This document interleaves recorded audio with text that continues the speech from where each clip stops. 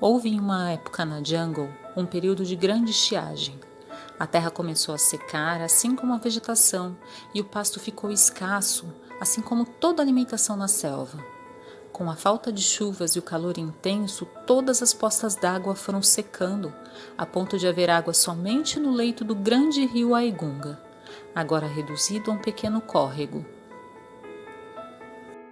E quando Hati, o grande elefante selvagem, percebeu o afloramento de uma grande pedra bem no meio da corrente do rio, ele reconheceu a Roca da Paz e imediatamente decretou a trégua da água. A lei dizia que, em caso de falta d'água, a caça no entorno dos pontos de água era proibida, pois matar a sede é mais importante que se alimentar, e aqueles que desrespeitassem a trégua da água seriam castigados com a própria vida.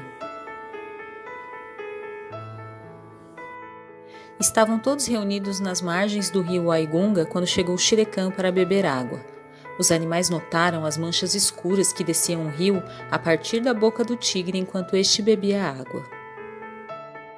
Todos ficaram revoltados que Shere Khan tinha matado um homem, e eles ficaram indignados com a sua atitude.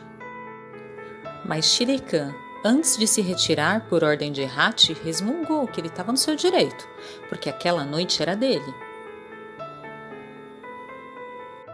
Mowgli, que estava por ali, viu e ouviu tudo e ficou intrigado. Perguntou para o Hati sobre este direito que Shere Khan falava, pois matar um homem é sempre uma vergonha para os animais da jungle.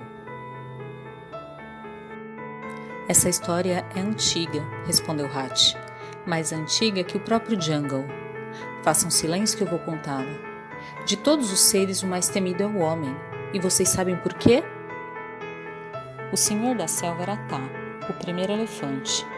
Com sua tromba, ele tirou a selva de dentro das águas profundas, e onde pisou, brotaram fontes de água boa.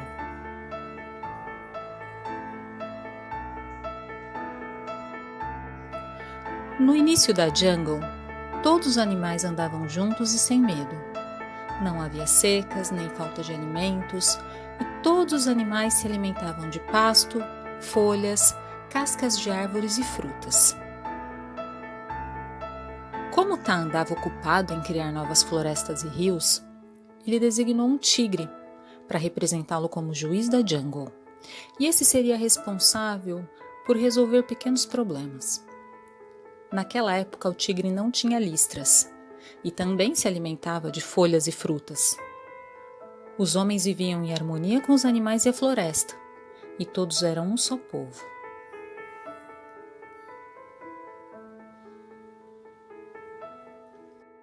Certa noite ocorreu uma briga entre dois gamos por causa de pasto. Ao tentarem se explicar para o tigre, um deles o empurrou com seus chifres, e o tigre, esquecendo que era um juiz da jungle, pulou sobre o gamo e lhe quebrou o pescoço. Até aquele momento, nenhum animal havia morrido. Ao ver o sangue do gamo, o tigre ficou louco e fugiu para os pântanos do norte. Os animais ficaram sem líder e começaram a brigar entre si. Foi uma bagunça. Até que Tá, o elefante, ouvindo todo o barulho, retornou ao jungle, ordenando que as árvores marcassem o corpo do assassino com listras e sugerindo que outro animal tomasse o lugar do tigre como líder.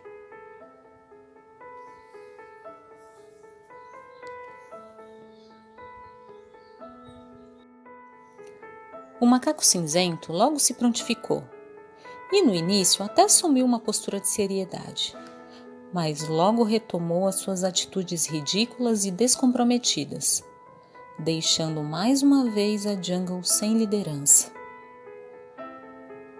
E a bagunça se instalou novamente pela floresta.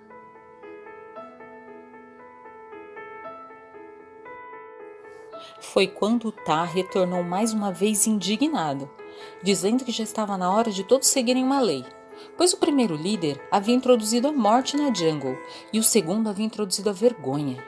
Então Tá disse a todos: a jungle precisa de uma lei que vocês não possam infringir, e de agora em diante vocês vão conhecer o medo. E quando o encontrarem, saberão que ele é o seu senhor, e o resto virá por si. Todos os animais espantados se perguntavam: mas o que é o medo? Itá disse: procurem até encontrarem. Surgiu a notícia de que o medo vivia em uma caverna, com o corpo sem pelos apoiado sobre 2 patas. Todos os animais então foram até a caverna para conhecer o tal medo. E quando eles chegaram lá, o homem deu um grito que assustou todos eles e eles saíram correndo. E nesse momento, o homem sentiu o mesmo medo que todos aqueles animais sentiram. Daquele dia em diante, ninguém mais ficou junto na floresta como de costume. Os animais passaram a se agrupar por espécie, sempre tendo medo uns dos outros.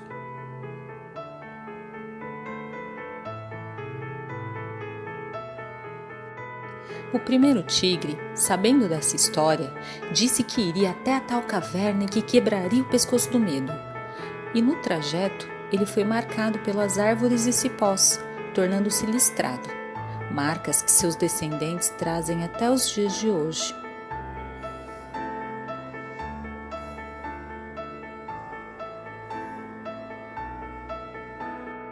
Ao encontrar o ser sem pelos na caverna, o tigre também foi possuído pelo medo e acabou fugindo novamente para o pântano.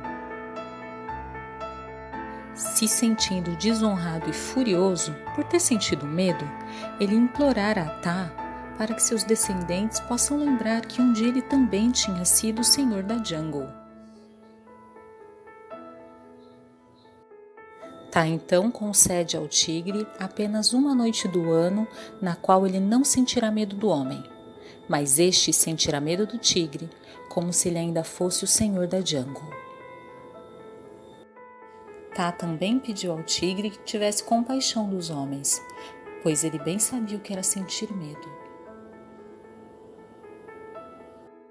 Ainda furioso por ter de carregar as listras em seu corpo, o tigre esperou impacientemente pela sua noite, e ao perceber que ela havia chegado, ele correu para a caverna do homem.